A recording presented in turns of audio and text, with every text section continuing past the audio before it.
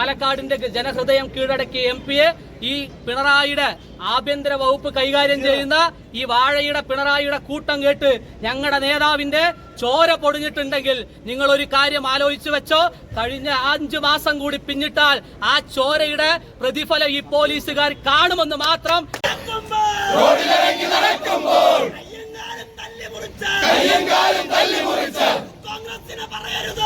കോൺഗ്രസിനെ പറയരുത്.